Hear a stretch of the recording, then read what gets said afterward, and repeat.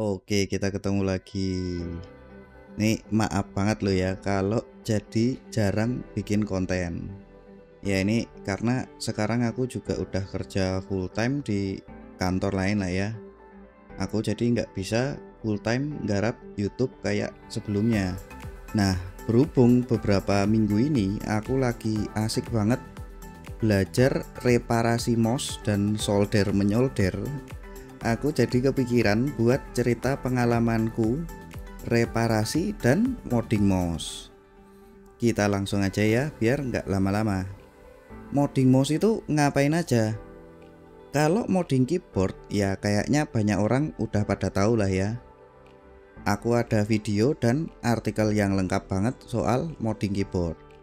Nanti tak taruh di deskripsi aja ya. Nah, kalau soal modding mouse sebenarnya ada banyak hal juga yang bisa dilakukan. Ganti mouse fit sama pasang anti slip tape itu mungkin yang paling gampang. Ganti kabel bisa, ganti micro switch mouse-nya juga bisa. Sedangkan yang lebih susah nih ya adalah membuat micro switch mouse itu jadi hot swap pakai Milmax socket.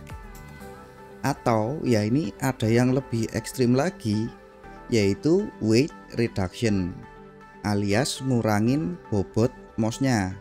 Ya ini dengan cara mengikis atau bolong-bolongin body mouse-nya. Nah, terus kalau mau modif mouse, apa aja alatnya yang dibutuhkan? Berhubung dikit banget nih ya mouse yang bisa hot swap, ya bahkan di tahun 2024 ini. Makanya untuk modding atau buat reparasi mouse harus punya dan bisa nyolder dan disolder. Disolder ini maksudnya ngelepas soldernya. Kelengkapan buat solder dan disoldering itu banyak ya. Dari mulai solder, solder saker, timah atau tenolnya, stand buat soldernya, flux, wick, cleaner buat solder tipsnya, dan soldering station. Soldering station ini tuh maksudnya yang buat megangin PCB biar kedua tangan kita bisa dipakai buat nyolder atau disoldering. Oh ya, buat bersihin sisa flux setelah jadi, ada baiknya juga kita sedia isopropil alkohol. Terus gimana soal ongkosnya? Ya atau harganya? Nah, kalau ngomong harga ini sebenarnya menarik. Kalau modding keyboard biasanya yang paling mahal adalah buat beli spare partnya, ya alias beli switch penggantinya ya. Sebenarnya kalau untuk harga persatuannya, harga micro switch buat mouse itu lebih mahal.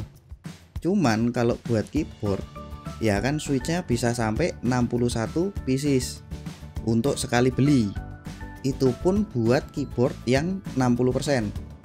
Sedangkan kalau buat modding mouse yang lebih mahal itu justru alat-alatnya. Apalagi kalau mau beli solder dan solder saker yang mahal, harganya bisa sampai jutaan. Tapi ya ini aku beli solder sama solder pump yang 100 ribuan, ya itu udah enak juga dipakai ya. Kalau kita ngomong harga sama alat, ya ini sebenarnya tadi tidak terlalu jadi masalah. Karena alat-alat solder itu banyak dijual di mana-mana. Dan alat-alatnya yang murah juga banyak. Tapi menurutku yang bikin modding mouse itu menyebalkan dan akhirnya enggak sepopuler modding keyboard adalah dua alasan ini. Alasan pertama adalah soal skill. Modding keyboard itu sebenarnya cuman butuh sabar. Aku udah ngelup ribuan switch keyboard, modif belasan keyboard dan ya segala macam lah ya. Jadi aku bisa bilang gitu tadi. Asal mau sabar baca-baca, mau ngelup puluhan switch, ya sudah pasti bisa. Soalnya sekarang itu udah banyak banget keyboard yang hot swap. Jadi udah nggak perlu lagi belajar solder menyolder kayak kalau mau modding atau betulin mouse. Sedangkan solder menyolder itu ya faktanya tidak semudah ngelup switch keyboard. Ya ini mungkin memang aku yang belum jago nyolder ya. Tapi aku sudah nyoba beberapa kali buat bikin switch mouseku jadi hot swap. Dari berkali-kali percobaan itu ya sampai aku bikin video ini memang belum berhasil. Milmax soketnya memang nggak segampang itu ditempelin ke PCB pakai solder. Itu tadi soal skill solder menyolder yang harus dilatih biar jago. Alasan kedua yang bikin modding atau reparasi mouse itu nyebelin adalah tidak ada standarisasi komponen yang dipakai di dalam mouse-nya. Ya sebenarnya mungkin ada ya standarnya, tapi standar itu cuman sebatas micro switch yang dipakai buat klik kiri dan klik kanan. Kebanyakan mouse micro switch buat klik kiri dan kanannya itu sama, kecuali memang kalau pakai micro switch yang optical. Ya ini kayak semua mouse Razer generasi sekarang. Tapi masalahnya mouse zaman sekarang itu nggak cuman soal klik kanan dan kiri. Mouse sekarang itu pasti ada middle clicknya. Ya ini yang di bawah scroll wheel ya. Kebanyakan mouse-mouse sekarang juga punya side button. Middle click itu switchnya enggak standar. Buat side button juga switchnya enggak standar. Ini tak kasih lihat contohnya ya. Ini foto dua micro switch yang beda kan ya. Tapi sebenarnya ini dua-duanya sama-sama untuk middle click. Yang panjang itu buat middle click di SteelSeries Rival 500. Sedangkan yang kotak itu buat middle click di Strix Claw. Terus dua micro switch yang ada di foto ini itu juga beda sama micro switch yang buat dipakai di klik kanan dan klik kiri. Ditambah lagi micro switch yang kotak tadi itu ukuran tingginya juga beda-beda. Ada yang tingginya 7,3 mili, ada yang 5,2 mili, ada juga yang 4,3 mili. Itu tiga varian itu nggak bisa ditukar-tukar ya. Karena kalau ketinggian ya kan jadi malah kepencet terus. Sedangkan kalau kependekan ya malah nggak bisa dipencet ketika tombolnya ditekan. Ya pokoknya banyak banget lah ya varian micro switch yang dipakai di mouse-mouse yang berbeda-beda. Video ini bisa sampai 1 jam kalau cuman mau jelasin semua jenis-jenis micro switch. Itu tadi kita masih ngomong soal micro switchnya ya, belum ngomong soal kabel. Ini nanti tak tunjukin foto juga, yaitu foto flat ribbon cable yang dipakai di SteelSeries Rival 500.